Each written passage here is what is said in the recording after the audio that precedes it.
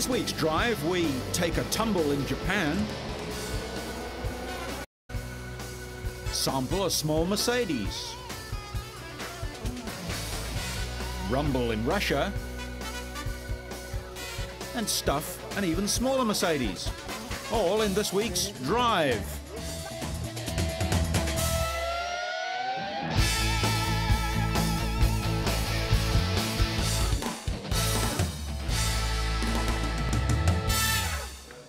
We opened this week's program with the shock postponement of a deal to bring Grand Prix racing to Russia. Moscow Mayor Yuri Lushkov met Formula One Supremo Bernie Ecclestone's team in Moscow for the signing and announced the delay then. Ecclestone and Tom Walkinshaw looked baffled and surprised as their translator gave them the news. We have postponed the signing for a month because we do not agree on several points in the contract, Lushkov said. The delay came at the last minute as a crowd of journalists and television crews were ready to film the signing ceremony. The Moscow circuit, projected to cost more than $100 million, is due to be built at Nagatino on a bend in the Moskva River, a few kilometers southeast of the city center. The unexpected delay in the signing of the deal further delays the start of Formula One racing in Russia. Over the years, there have been many public relations attempts to galvanize interest and put Moscow on the lucrative Formula One map. During his initial visit to Moscow last year, Ecclestone had said that it was all systems go. It is the FIA Formula One World Championship, and it's about time we had a round of that championship in Russia and in particular Moscow. Now we're going to do this as soon as possible. If they could build the circuit sort of next week, well, I suppose that's a bit short, but as soon as the circuit's ready, we'll be here. Driver David Coulthard and his complete McLaren had gone for a zero-gravity flight in the so-called Vomit Comet as a publicity stunt for the event. The Russian transport plane climbs steeply on a parabolic flight path, and in the transition between climb and descent, the contents of the padded hold become weightless for a few seconds.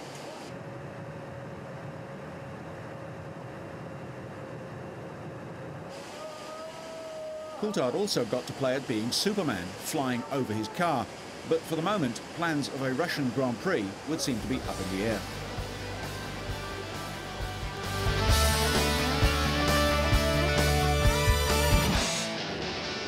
With the rain-lashed Japanese Grand Prix, the 53-year history of the 500cc Grand Prix class came to an end.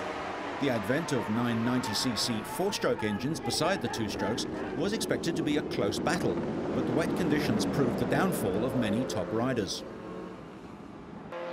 Australian Gary McCoy dropped his two-stroke Yamaha early in the race. Championship runner-up Max Biaggi crashed his new four-stroke Yamaha soon after, much to the Romans' annoyance. Yamaha's challenge to Honda's world champ Valentino Rossi was then left to Spaniard Carlos Checa. Having crashed in practice on both Friday and Saturday, Rossi was taking his time in passing local rider Akira Rio. The conditions also tripped up Suzuki's former world champ Kenny Roberts. Eventually, only 12 of the 21 starters were left upright when the flag fell. Rossi, riding with uncommon restraint, slipped by Rio to take the lead, but the wet conditions prevented the direct comparison of the old and the new style engines. The 23-year-old champion was asked if he felt the race was important. Yes, it's a special moment for sure because it's the first race of this new series, and also this victory is more important than normal for me because Friday and Saturday crash, and we know exactly our potential on dry condition. For sure it's possible to try to win, but on wet condition we don't know. No new engines in the 250 class, which stays with the quick and nimble two-strokes from half a dozen Japanese and European manufacturers. Local entrant Osamu Miyazaki took an early lead on his Yamaha, ahead of Harushika Ayuki. Aprilia's Randy Ducournay of France made up time from a bad start and getting past Aoki too.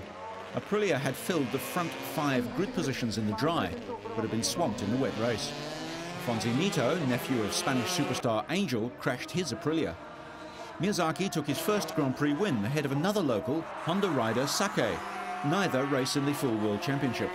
Depunay grabbed the first podium of his career by finishing third after a tough battle with Aoki, who crashed out on the final corner of the race, trying to pass the Frenchman. Conditions were even worse for the 125cc class, where world champ Manuel Poggiali was riding with an injury. Wet weather specialist Arnaud Vincent took an early lead. Poggiali of San Marino and Italian Lucio Cecchinello traded second and third places. Beside racing 125s, Cecchinello also owns a 250 team. Vincent pulled away to win and Cecchinello dropped back as Mirko Giansanti took over second place, leaving the world champion third. The MotoGP goes next to the high-altitude circuit at Velkom in South Africa and is almost guaranteed a dry race.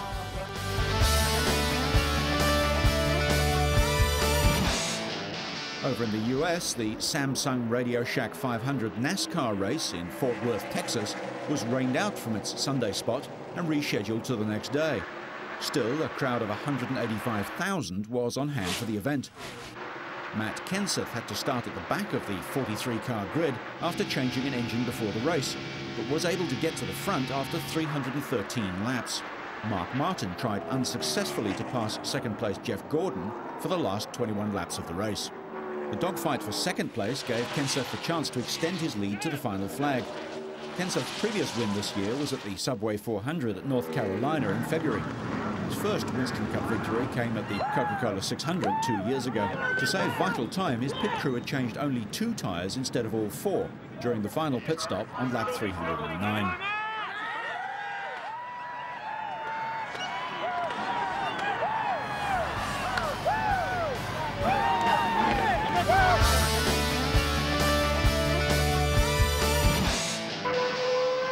To Mugello in Italy now, where changing weather meant great testing conditions for the world champions Formula One team.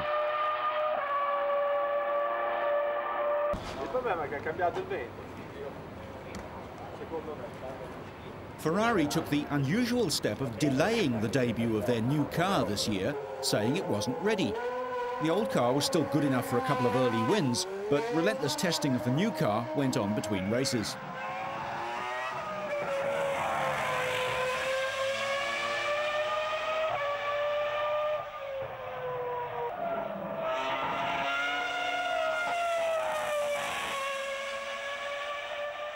Basically, I'm very pleased about the season has gone. We have done 2 races with the old car. We scored 14 points, and that was far more than we anticipated before we started the season.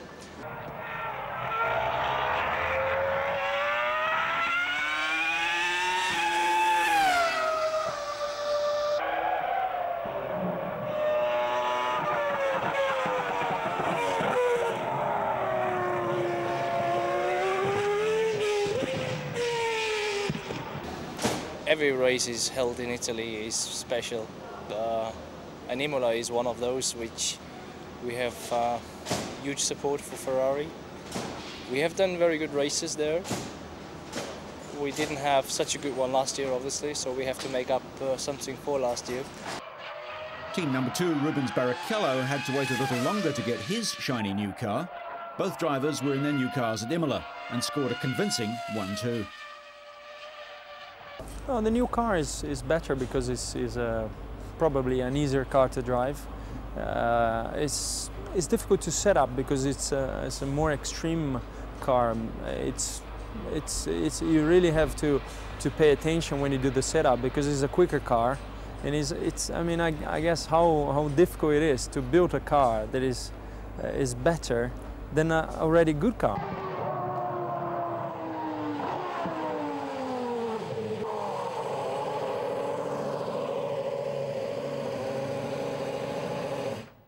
Just a quarter of the way into the season is too early to make predictions, but the men from Maranello have made the rest of the paddock look like they're the ones going backwards.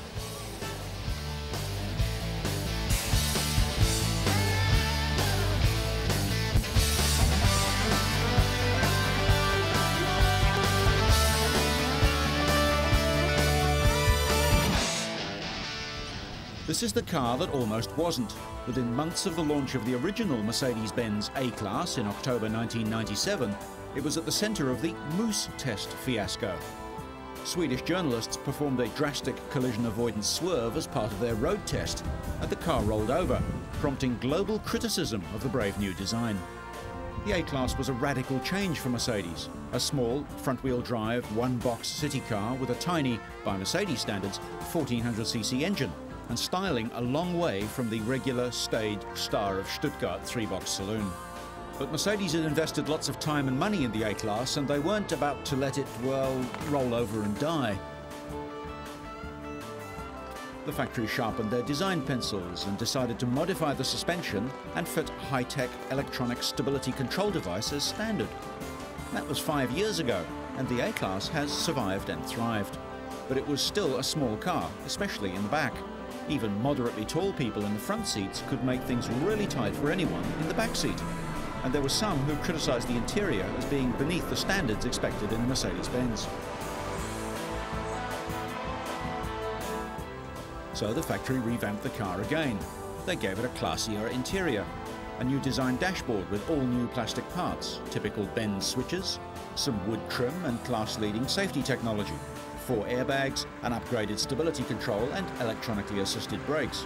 But the only option available to the highly specified vehicle are curtain window airbags, as used on the top-drawer S-Class Super Saloon. And there's the huge sunroof. It concertinas separate panels to the rear and really lets all the sunshine in. The range includes a 1600 and a 1900. We have the A190. It's a feature-packed but heavy little car, weighing a bit over a ton. Mercedes also stretched their baby by 170 millimeters, or about 7 inches, giving the back row as much leg space as its E-Class big brother. The rear seats can be folded, moved forward or removed altogether, giving variously the space of a luxury sedan or a large station wagon, or somewhere in between. And even with all the seats in place, luggage space is reasonable. At the other end, the engine isn't very inviting. All the plastic covers hide the technical bits, but the fuel-injected motor gives an unremarkable 92 kilowatts, or about 125 horsepower. The engine is designed to slide under the floor in a crash. For the driver, probably the oddest feature is the clutchless manual gearbox. You drive it exactly like a manual, but there's no third pedal. You get used to it quickly enough and can even flip the throttle on downshifts. Basically, the system declutches when you touch the gear lever.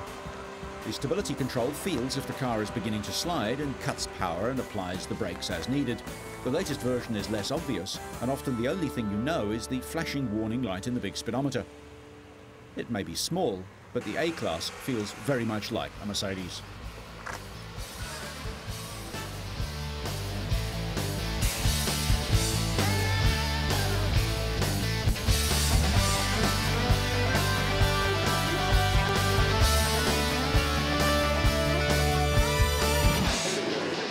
Over to England now, where the beginning of the European summer sees the London Motorcycle and Scooter Show. The industry is worth £2.5 billion to the UK economy, and it's expected that this will rise steadily in coming years. The number of bikes sold in the UK has trebled from 50,000 in 1990 to 169,000 in 2001. Every big city has traffic congestion problems, and the ease with which bikes can cut through heavy traffic is a key factor in renewed interest in two-wheelers.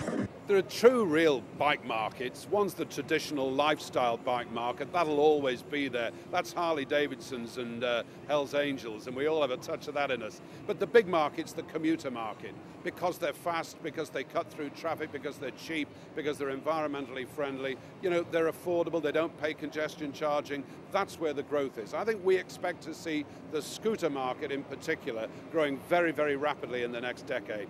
CCM is a boutique British bike maker, building road, trail and supermoto bikes around a single-cylinder Suzuki engine. Supermoto is a type of light, powerful and nimble bike, ideally suited to high-density traffic like that in and around London. Peter Swift is Managing Director of CCM. As a British manufacturer, it's very important for us to have a significant market share in the UK market. Now, the sector we're in, which is dual sport and supermoto, is absolutely exploding this year. But 45% of all motorcycles are sold in the southeast. So the London Motorcycle Show is the ideal place to showcase our products. Most factories had displays showcasing their new models, ranging from the big tourers and sports bikes to more laid-back custom trikes and the latest avant-garde scooters.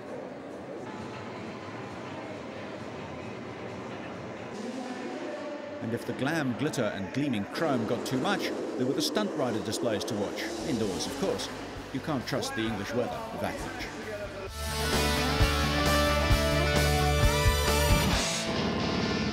Still on two wheels, but a long way from the latest high-tech offering in London, it seems Russian bikers are taking their riding very seriously these days. In fact, so seriously that they've designed their own motorcycle. This is the Moscow Night Wolves Motorcycle Club, led by a man known only as Surgeon. Their clubhouse, the Bike Centre. It would be a dream come true for any bike club to have their very own bike put into production. But for the Night Wolves, that dream has become reality.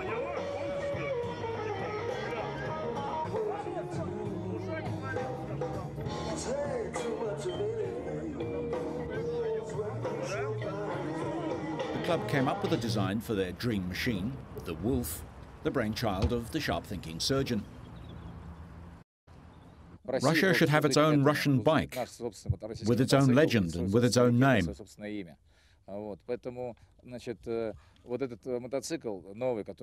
And this new bike, which we, the Night Wolves, have designed, is called Wolf, because it was created by the Night Wolves.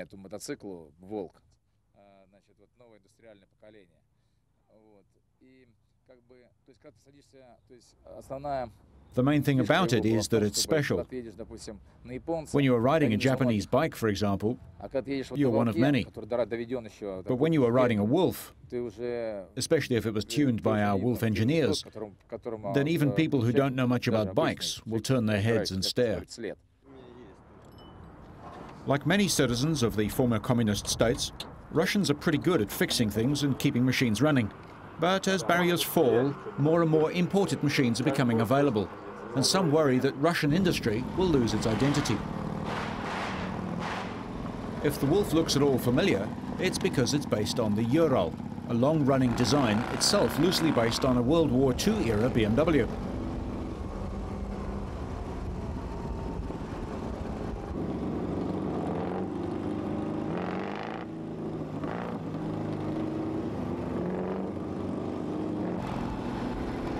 Before the collapse of communism, in the town of Irbit in the Russian Urals, Ural Motor used to build up to 150,000 bikes a year. With falling production levels and sales, Ural Motor bosses apparently jumped at the chance of producing the Wolf.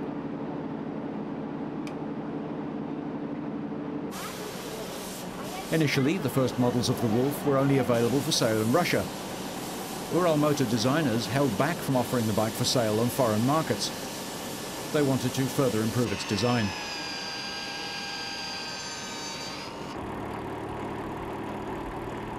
Vadim Treopichkin is the director of the Irbit motorcycle plant. As of this year, we started exporting Wolf bikes, and it was a very pleasant surprise for us when we realized that it's becoming ever more popular. We exported to many countries in Europe and to America. Far from the rutted roads and industrial heartland of Russia, the Wolf is on sale in Banbury, in England's Oxfordshire.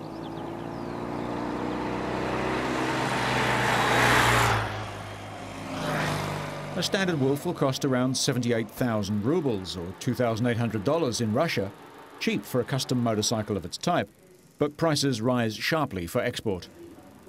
Despite a price tag of £4,200 sterling, the Wolf has picked up a following in Britain and sales are expected to increase.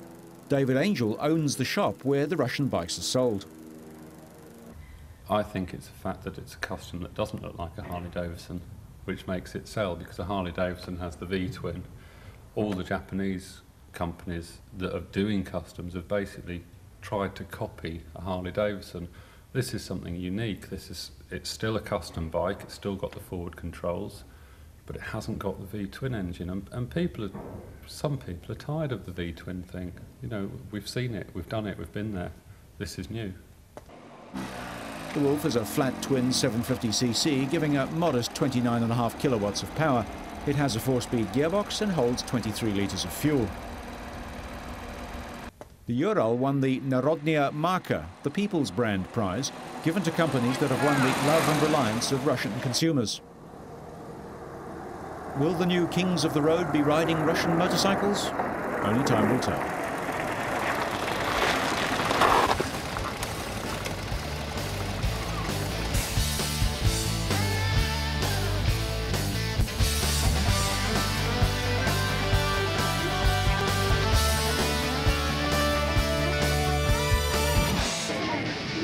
Two countries, one two-seater car, and national pride at stake.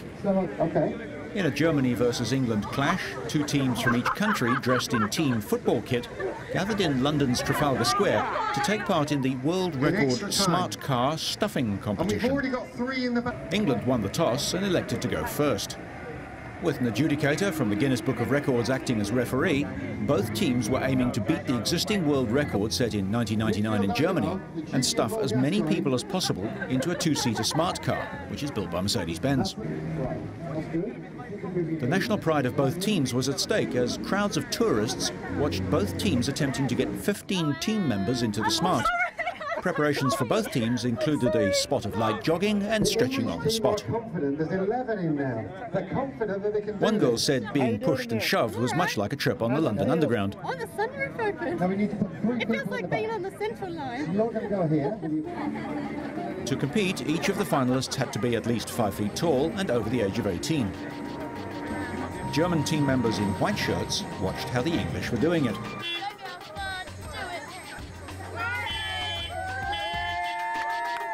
To win, the doors of the car had to remain shut for at least 10 seconds before a result was declared.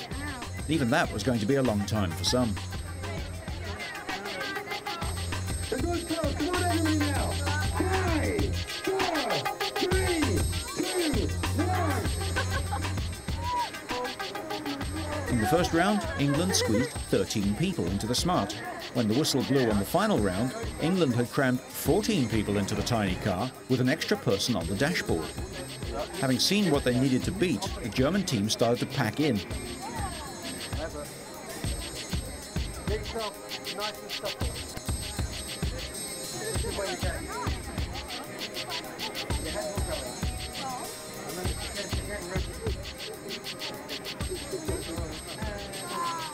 Germany was penalised for breaking the rearview mirror, but they had managed to draw with England with a score of 13 all in the first round.